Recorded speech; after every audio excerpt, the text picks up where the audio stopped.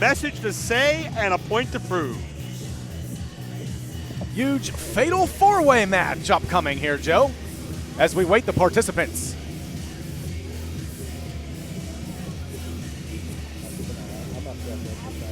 We understand, we've heard from the medical staff, Corey Futuristic does have a broken wrist. Our thoughts go out to him. But that just shows you, Lendl, the damage that Tito Ora can do, especially with the money and the motivation with the Lebanon down behind him. It's scary, quite frankly. Very unfortunate for Corey Futuristic. You know, tonight was the return of the STDs, and the way it looks, it's going to be a short-lived return. Speedy recovery to Corey Futuristic.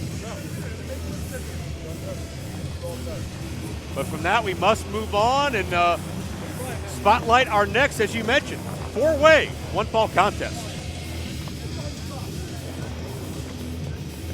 This next contest is a fatal four-way match, scheduled for one fall. Introducing the participants. First, making his way to the ring, A1, Anthony Young.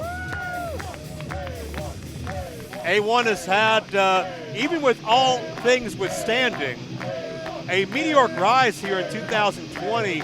We saw him at Super Indy 19 7 nights ago as part of the All-Star 8-man tag. We saw him main event our first event here in the Brownsville Drive-In TLC Super Indy title match.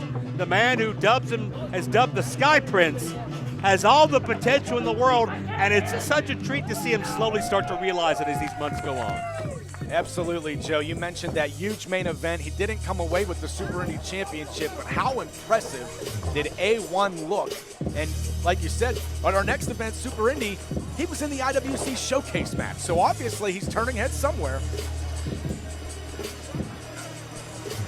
Introducing next, Vic Braun. Well, Thick Vic Braun at about 245 solid pounds is about as much of the antithesis stylistically of A1 as you can get. He's all power, he's intensity, he's in your face, he is no frills. And we've seen Vic Braun in competition against Spencer Slade a couple of months ago, as we mentioned. But a more of a unique atmosphere for Vic in this four-way matchup. Matchups like this, you really have to have your head on a swivel, and I think it favors the quicker style of A1 a bit more than Vic Braun, but certainly there are exceptions to that rule. Well, he's getting a huge opportunity tonight, Joe, in this fatal four-way. Why does he look so mad? He's focused. He's determined. Plus, he doesn't like you. Well, the only man in IWC thick enough to have two C's in thick.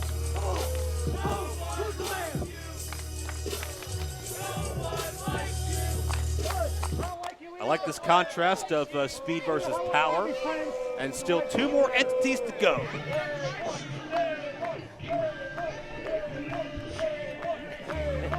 well, Joe, I'm pretty excited to see a little more of this guy. He's been sidelined for a while in IWC, but he's ready for his opportunity, and that's exactly what this is tonight for the survivor, Philip Archer. Introducing next, the survivor, Philip Archer. And Lendl, I know you've made it very apparent to me in our travels and as we stop into various restaurants and establishments in our journey across the country, you always have a kind word to say about Philip Archer. I know the potential you see in this young man. He's lost weight. He's gotten in great shape. He is always working on bettering himself. He's somebody we don't see in IWC very often, but he's certainly riding the roads, pounding the pavement, and looking to better himself. And he's got an opportunity to show how he's developed here this afternoon. And you know what, Joe? The biggest thing about Philip Archer that has opened my eyes is that he wants it. Not many opportunities, but when he does get the opportunity, he shows just how much he wants to be here and how much he wants to show that he deserves to be here. A win tonight will definitely solidify that. He survived the elements. He survived the rigors of the professional wrestling business. He's still here, and he's still looking to make a name for himself, and you got to believe he's a sympathetic favorite. And ladies and gentlemen, introducing your fourth participant, making his way to the ring, Angelik. and I still don't know what to make of Angelik. And the more I see of him, the more questions I have, and the more uncertainties I want to bring to the table. Angelik likes to present himself as a very just, very divine entity. He says there's no more darkness. He sees the light, but at the end of the day, in my estimation, Angelik is for Angelik, and there's nothing wrong with being out for your own interest in professional wrestling, but don't act holier than thou and try to preach to everybody else about something different that you're not. Well, we've seen over the last few months, Joe, Angelik has teamed with very contrasting personalities in the IWC locker room. And we thought at one time maybe him and Anthony Young were onto something. Him and Paris Sahara have teamed up.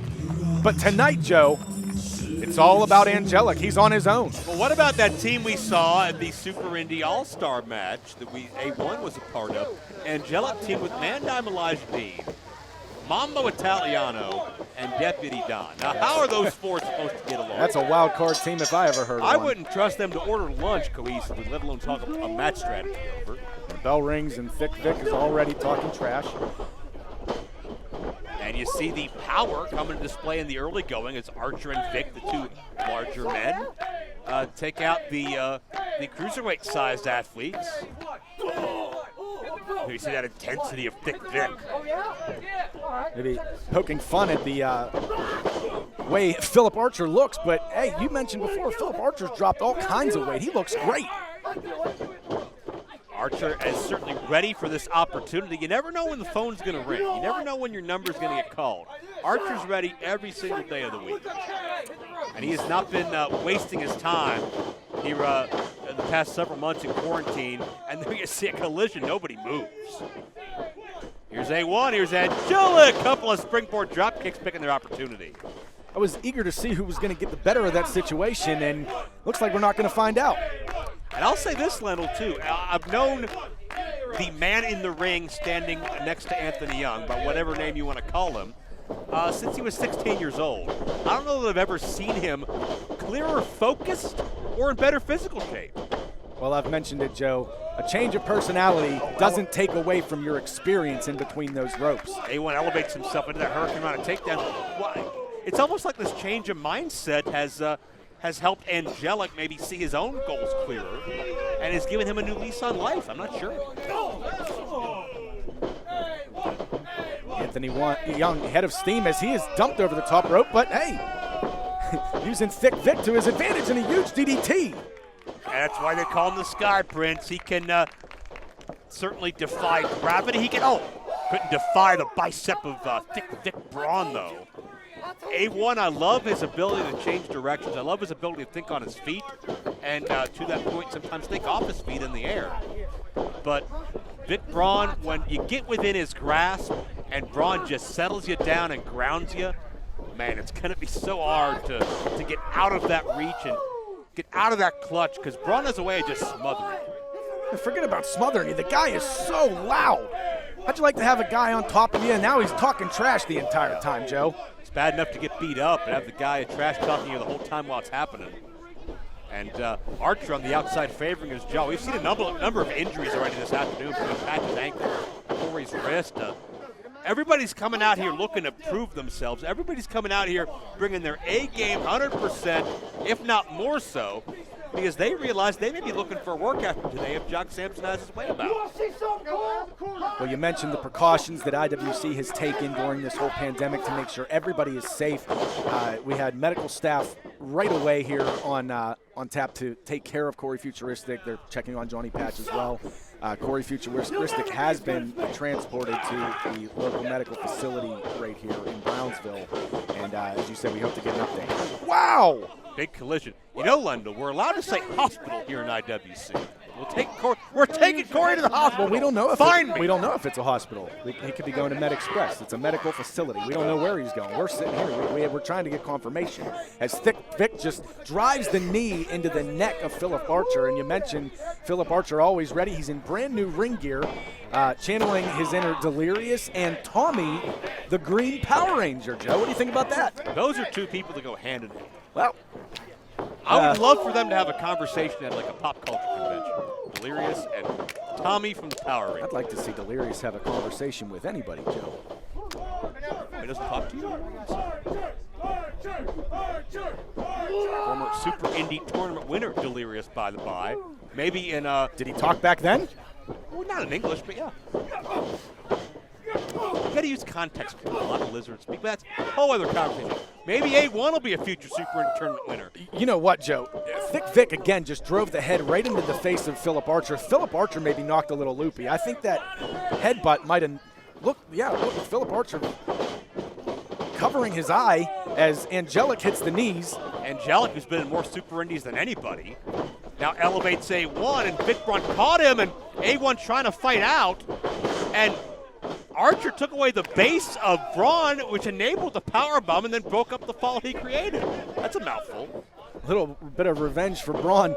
That foot went right into the side. Archer, rather. Revenge for Archer. That big boot went right into the side of Thick Vic Braun's head, and now Archer's gaining some momentum. Moving parts everywhere, but to your point, Lendl, he's been rocked a few times, has Archer. You got to wonder if that's going to affect the mobility. And there you see, Archer connects with a great move, but on the outside, he's still feeling the effects of all of Vic Braun's offense. Well, Vic Braun and Archer worse for the wear here as it is down to Angelik and Anthony Young in the ring, but he just got a boot to the face. Look at this double spring, and Angelik with a plancha spreads out his body weight for maximum impact. And Braun and Archer are down, and that's an advantage of being such a skilled, experienced flyer as Angelik, knowing how to use your body weight as an offensive weapon, take everybody down, and we'll see if the young kid on the block can make it happen as well. A1 flies the tope and hilo. Very impressive from A1, and he's feeling it now from these IWC fans. He's bringing Angelik back in the ring. I don't know if that's the smartest move. I think I'd target one of the more drained men at this point. You see Philip Archer still clutching his face. Vic Braun has yet to get to his feet, but it's down to the two smaller men left in the ring. Well, the match has opened up. It's in their favor, and Angelik out of the air. Caught A1 with that backcracker, and now Little Angel's wings, and A1 battles out. Angelik bringing that physicality. Here we go. Second attempt, or really a third attempt. Twisting into that neck breaker. Nicely done. How impressive from Angelik. But there's Vic Braun. Handful of hair. I guess he doesn't have to worry about that. And again, a one-fall contest here. Everybody's got their own agenda here. Everybody's got their own goal as Angelik got released. And assuming there is an IWC future, all these men would love to get themselves into championship contention in short order. 2 count. You got to believe, again, Brian Pillman Jr. watching this matchup. Whoever comes out of tonight, this afternoon, the high-stakes champion. I mean, these are formidable foes, and look out. Low bridge, and Vic holds on. Yeah. Not that time. Archer able to adjust. The Itsugiri takedown. A1, the handspring, and got caught. I'll tell you what, Joe, he's taken a beating, but I've been impressed with Philip Archer this match. As he keeps have coming I. back. I think this is the nice underhook into the driver. This is the best I think Archer's looked in an IWC ring. Well, we mentioned he hasn't been in the ring that many times, and it's been a while since his last match. I think that was a little bit of inexperience. I would have went for the cover there, Joe. What do you think? I think it's a great point, but Archer wants that exclamation. What is this? But, Oh! A1 was gone. No one home, but how impressive was that? The big man off the top rope with the moonsault. More impressed if there was anybody there. A1 was out of the way well in advance. Archer did not have a periphery view of the situation, and it cost him. That was a mistake, but check out the vertical leap on A1. Great height on the cutter, and A1 gets him. Here is your winner, A1, Anthony Young. And we've seen Anthony in a lot of high-pressure situations. We've seen A1 be forced to step up to the plate and deliver in a big way. But finally, A1 got that big win. He showed out here this afternoon, and I think this could be the beginning of a big, big run for the man called the Sky Prince. Yeah, it's only up from here, Joe. The young man got his first win, and the first of many, I believe. Congratulations, A1. Pillman Jr., Johnny Patch, Super Indy Division, Atticus, everybody out there. I hope you're watching. This guy is a future star, and we're watching it unfold right before our eyes.